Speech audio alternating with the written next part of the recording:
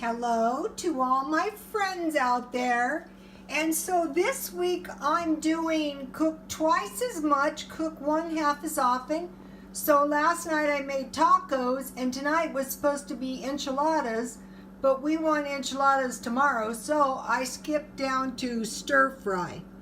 And so I bought some beef patty mix and I will make beef stir fry. And I bought this broccoli at Walmart. They have all kinds of different frozen vegetables for 84 cents. So I'm going to be buying some of those this week. And then, I keep the rice in the freezer.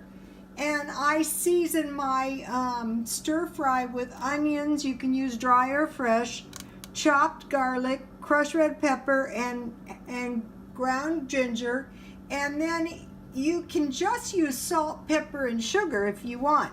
And then, so this is my Peter's mint tea. And I found if you mix the if you're making iced tea and you mix the cinnamon with the hot water and tea and let that, set for a while before you make your iced tea, it turns out much better.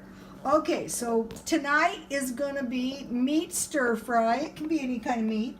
And here is the mint tea that I like. And what I like about it is no caffeine. I'm cutting down on my caffeine. And so then I went to Dollar Tree and I bought, for $1, some ice cream and some cookies, because these kind of cookies are really good with tea. And then I looked around for the biggest bag of candy I could find, and I like these, and I keep all my desserts in the freezer. So tonight I'll be making some beef stir fry pretty soon.